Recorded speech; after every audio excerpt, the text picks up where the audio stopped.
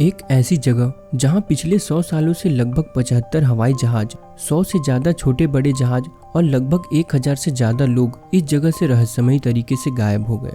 और उनके साथ क्या हुआ ये आज तक एक रहस्य बना हुआ है। दोस्तों, आज हम बात करने जा रहे हैं बरमूडा ट्रायंगल की, जिसे दुनिया की सबसे रहस्यमयी जगहों में से एक माना जाता है। बरमूडा ट्रायंगल से जुड़ी सबसे पहले गायब होने की असामान्य घटना का जिक्र 17 सितंबर साल 1950 में द मियामी हेराल्ड में प्रकाशित एक लेख में किया गया, जिसके लेखक एडवर्ड वान विंकल जोन्स थे।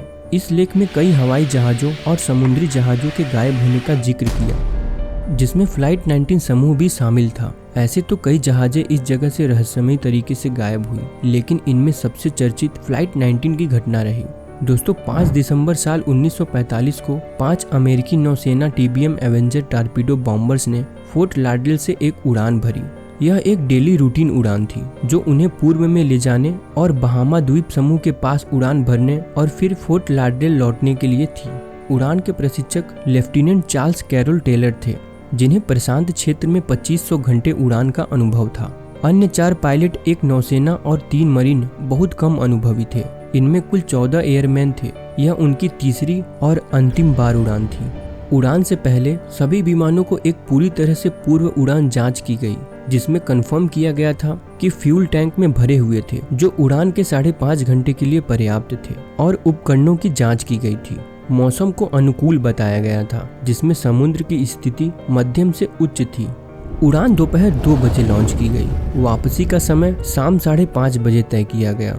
शुरू में सब कुछ ठीक चल रहा था। उड़ान का पहला हिस्सा सफल रहा था। फ्लाइट 19 ग्रुप वापसी पे थे जब चीजों ने एक अलग मोड़ ले लिया। उन सारे विमानों के कंपास खराब हो चुके थे। दोपहर लगभग 3 बजे से खोए हुए विमानों से ट्रांसमिशन प्राप्त करना शुरू किया गया, लेकिन कोई संपर्क नहीं हो सका। उनकी आखिरी रेडियो पे जो बात हुई वो कुछ इस प्रकार की थी: हम सफेद पानी में प्रवेश कर रहे हैं, कुछ भी सही नहीं लग रहा, नहीं पानी हरा है, सफेद नहीं।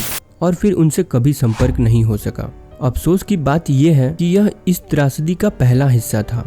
नौसेना ने शाम 6 बजे लापता विमानों की तलाश के लिए एक मार्टिन PBM मरीन नामक एक फ्लाइंग बोट के साथ 13 चालक दल सदस्यों की टीम उन्हें खोजने के लिए भेजी। करीब 6:30 बजे उनसे भी संपर्क टूट गया और वो भी कभी लौटकर नहीं आए। वो समुद्र में ऐसे गायब हो गए कि आज तक उनका कोई नामो निशान नहीं मिला। दोस्तों, यह ट्रायंगल उत्तरी अटलांटिक महासागर के पश्चिमी भाग का एक क्षेत्र है, जो लगभग 5 लाख स्क्वायर किलोमीटर तक फैला हुआ है। इसे बरमूडा ट्रायंगल नाम इसलिए दिया गया है क्योंकि यह ब्रिटेन का एक प्रवासी क्षेत्र के समीप है और इसका आकार ट्रायंगल की तरह है। यहाँ कई घटनाएं होने के कारण इसे डेविल्स ट्रायंगल भी नाम दिया गया है। सबसे पहले इसकी जानकारी क्रिस्टोफर कोलंबस ने दी थी। उनका कहना था कि यह इलाका एलियंस के बेस तक जाता है। इसे हमेशा से ही एक रहस्यमयी जगह माना जाता है। इस जगह के ऊपर कई सारी मूवीज और डॉक्यूमेंट्री भी लिखी गई हैं। इस क्षेत्र में जहाजों के गायब होने के कारणों पर कई अध्ययन और शोध किए गए, लेकिन स्पष्ट रूप से सामने निकलकर कुछ भी नहीं आया। दोस्तों, आपको क्या लगता है? अपनी राय कमेंट बॉक्स में कमेंट कर जरूर दें। वैसे तो बरमूडा ट्रायंगल में होने वाली घटनाओं की वजह वैज्ञानिक अलग अलग बताते हैं, लेकिन उनमें से कुछ वैज्ञानिकों का मानना है कि बरमूडा ट्रायंगल में इलेक्ट्रोमैग्नेटिक वेव्स ज्यादा होती हैं, जिसकी वजह से कंपास और जहाज के कई इलेक्ट्रॉनिक इक्विपमेंट काम करना बंद कर देते हैं, जिसकी वजह से दुर्घटनाएं हो जाती हैं। कंपास एक विशेष उपकरण है जिसे ठीक से काम करने के लिए बैटरी या तकनीक की आवश्यकता नहीं होती। इसकी छोटी सुई पृथ्वी के चुंबकीय होने के कारण नॉर्थ पोल की तरफ घूम जाती है, जिससे दिशा का पता चलता है। दुनिया में केवल 2 रिकॉर्ड किए गए ऐसी जगह है जहां कंपास नॉर्थ पोल की बजाय सही दिशा उत्तर को इंडिकेट करता है। एक बरमूडा ट्रायंगल और दूसरा जापान के तट में स्थित डेविल सी नाम की एक जगह है। कंपास दरअसल एक मैग्नेटिक डिक्लाइनेशन से गुजरता है, जिसके कारण यह होता है। बेहद अनुभवी नेविगेटर को भी इससे धोखा हो जाता है और दुर्घटनाएं हो जाती हैं।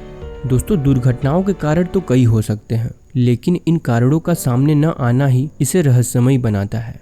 दोस्तों, वीडियो अच्छी लगी हो तो वीडियो को लाइक जरूर करें और हमारे चैनल को सब्सक्राइब करें ऐसी ही वीडियोस पाने के लिए। धन्यवाद।